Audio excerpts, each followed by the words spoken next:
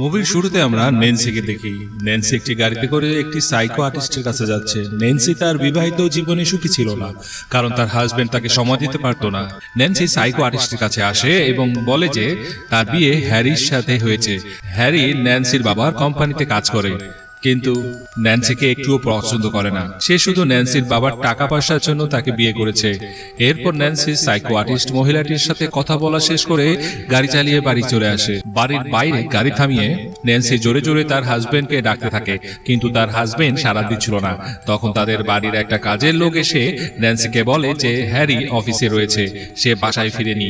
তখন ন্যান্সি হ্যারির অফিসে যাওয়ার জন্য রওনা হয়, কিন্তু আমরা এখানে দেখি ন্যান্সির হাজবেন্ড বাসায় ছিল, কিন্তু সে ইচ্ছে করেই ন্যান্সির ডাকে সাড়া দেয়নি।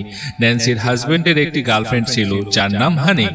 তখন হানি হ্যারির সাথেই ছিল। এদিকে ন্যান্সি যখন ড্রাইভিং করছিল তখন তার সামনে একটি ইউএফও চলে আসে, কিন্তু ন্যান্সি তখন গাড়ি স্টার্ট দেওয়ার অনেক চেষ্টা করছিল, কিন্তু গাড়ি স্টার্ট নিচ্ছিল না। তখন ইউএফও থেকে একটি লেজার বের হয়, যেটি ন্যান্সির গলার লকেটের উপরে এসে পড়ে। কিছুক্ষণ পর গাড়ি স্টার্ট হয়ে যায়। ন্যান্সি ওই জায়গা থেকে পালিয়ে আসতে চেষ্টা করে এবং এত স্পিডে গাড়ি ড্রাইভ করতে দেখে দুজন পুলিশ ন্যান্সিকে দেখে ভাবে যে ন্যান্সি ড্রিঙ্কস করে গাড়ি চালাচ্ছে, তাই তারা ন্যান্সির পিছু নেয়। ন্যান্সি তার বাড়ির সামনে এসে চিৎকার করতে থাকে। তখন পুলিশ ন্যান্সিকে জিজ্ঞাসা করে কি হয়েছে, তুমি এরকম করছো কেন? তখন ন্যান্সি বলে আমি রাস্তার মাঝে একটি এলিয়েনের ইউএফও দেখেছি, ওই ইউএফও থেকে একটি লেজার বেরিয়ে এসেছিল। এইসব শুনে পুলিশ ওই জায়গাটি একবার দেখতে চায়। তারা ন্যান্সিকে তাদের সাথে নিয়ে যায়। একটি মেয়ে পুলিশ অফিসার ন্যান্সির হাজবেন্ডের কাছে আসে আর তাকে বলে আপনার ওয়াইফ একটি ইউএফও দেখেছে। এইসব কিছু শুনে হ্যারির মাথায় একটি বুদ্ধি আসে। হ্যারি হানিকে বলে আমরা যদি সবাইকে বোঝাতে পারি যে ন্যান্সি কোনো ইউএফও দেখেনি, ন্যান্সির মাথায় সমস্যা রয়েছে, তাহলে ন্যান্সির সবকিছু আমাদের হয়ে যাবে। এই সব কিছু ভেবে হ্যারি ও হানি অনেক খুশি হয়ে যায়। এদিকে ন্যান্সি ওই জায়গাটি সবাইকে দেখাতে থাকে। এদিকে ন্যান্সি পুলিশকে ওই জায়গাটি দেখাতে থাকে। তখন সেখানে ন্যান্সির বাবা চলে আসে আর ন্যান্সিকে তার সাথে নিয়ে যায়। ন্যান্সিকে তার বাবা বলে তুমি কিছুই দেখোনি, তুমি কাউকে কিছু বলবে না। আমি চাই না তোমার কারণে আমার মান সম্মান যাক। এরপর ন্যান্সি যখন মন খারাপ করে বাড়িতে একা বসেছিল তখন তার কাছে হ্যারি আসে। ন্যান্সি হ্যারিকে বলে আমি একটা ইউএফও দেখেছি।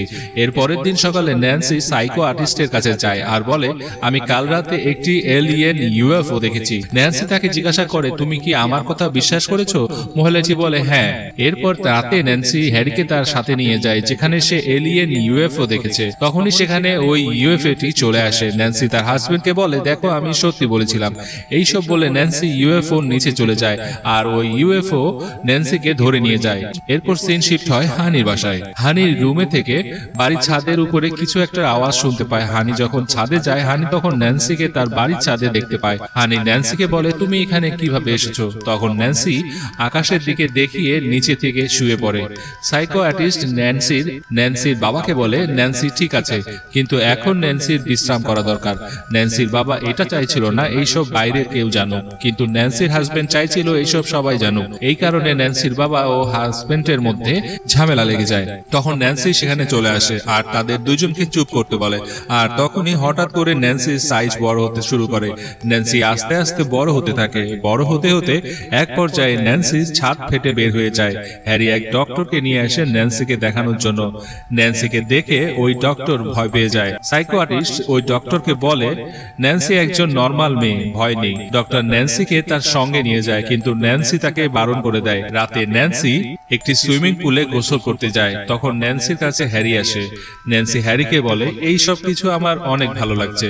তখন হ্যারি বলে গুড নাইট। গুড নাইট শুনে ন্যান্সির একটু রাগ লাগে। পরের দিন সাইকো আর্টিস্টের সাথে আবার সেই ডক্টর আসে। ডক্টর বড় একটি ইনজেকশন নিয়ে আসে। ডাক্তার ন্যান্সিকে বলে এই ইনজেকশনটি তোমাকে দিতে হবে, এটি দিলে তুমি ঠিক হয়ে যাবে। তখন ন্যান্সি বলে আমি ইনজেকশন নেব না, এটি তোমাকে দেওয়া আমার থেকে বেশি জরুরি।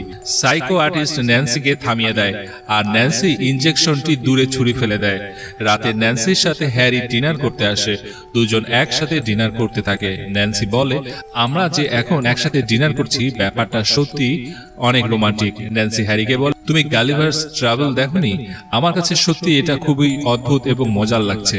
আমার কাছে সত্যি সবকিছু অনেক ভালো লাগছে, আমি আর ছোট হতে চাই না। তখন হ্যারি রেগে বলে, তুমি কি পাগল হয়েছো? তুমি পাগল, তুমি আনন্যাচারাল। এইসব শুনে ন্যান্সি অনেক রেগে যায়। ন্যান্সি সবকিছু ভাঙতে শুরু করে। হ্যারি ন্যান্সিকে বলে, তুমি অনেক বড় নেশাখোর।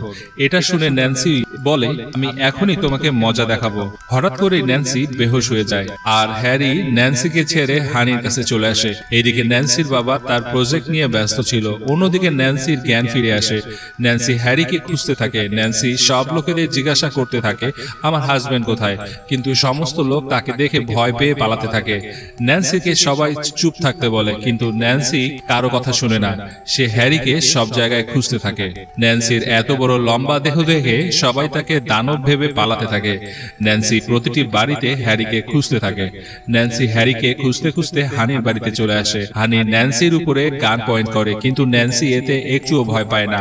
উল্টো হানির বন্দুক ফেলে দিয়ে তাকে ধরার চেষ্টা করে। এই সুযোগে হ্যারি ন্যান্সির চোখ ফাঁকি দিয়ে পালাতে থাকে, কিন্তু ন্যান্সি তাকে দেখে ফেলে আর ন্যান্সি হ্যারিকে তার গাড়ি সহ উঠিয়ে ফেলে আর হ্যারিকে গাড়ি থেকে বের করে নেয়। ঠিক তখনই পুলিশ হেলিকপ্টার নিয়ে চলে আসে। এটি দেখে ন্যান্সি পালাতে থাকে। ন্যান্সি হ্যারিকে তার সাথে নিয়ে শহর থেকে বেরিয়ে পড়ে। শহরের বাইরে ন্যান্সির সামনে বিদ্যুতের তার চলে আসে। তখন সেখানে পুলিশ ও ন্যান্সির বাবা চলে আসে। ন্যান্সির বাবা তাকে শান্ত হতে বলে, আরো বলে, সবার সামনে আমাকে আর অপমান করো না। তখন ন্যান্সি তার বাবাকে বলে, তোমার কত বড় সাহস আমাকে আটকাতে আসো? আমি কারো পরোয়া করি না। ন্যান্সির বাবা পুলিশকে বলে, ন্যান্সির উপর ফায়ার করো, কারণ ন্যান্সির বাবা চাইছিল না তার মেয়ের জন্য তার কোথাও অপমানই হতে হোক। পুলিশ ন্যান্সির উপর শুট করতে লাগে। ন্যান্সি তখন কারেন্টের তারের উপর পড়ে আর অজ্ঞান হয়ে যায়। ঠিক তখনই কোথা থেকে সেই ইউএফওটি উড়ে আসে। সে সবার সামনে দিয়ে ন্যান্সিকে নিয়ে চলে যায় আর ন্যান্সির সাথে সাথে হ্যারিকেও নিয়ে যায়। হ্যারির সাথে হ্যারির চাকরও ছিল। হ্যারি তার বাড়ির চাকরের সাথে পরামর্শ করতে থাকে এখান থেকে কিভাবে বাড়ি ফেরা যায়। তখনই সেখানে ন্যান্সি দুটো মেয়ের সাথে চলে আসে। মেয়ে দুটি ন্যান্সির মতো 50 ফিট লম্বা ছিল। ন্যান্সি হ্যারিকে বলে, এটা নতুন ইউনিভার্স, এখানে সবাই এরকম বড়, তুমি ভুলেও পালানোর চেষ্টা করিও না। এইসব বলে ন্যান্সি চলে যায়। আর মুভির লাস্টে আমরা দেখি সত্যি এই ইউনিভার্সটি অনেক বড়। এরই সাথে এই মুভিটা এখানেই শেষ হয়ে যায়। সো বন্ধুরা, ভিডিওটি কেমন লেগেছে অবশ্যই কমেন্টসে লিখে জানাবেন।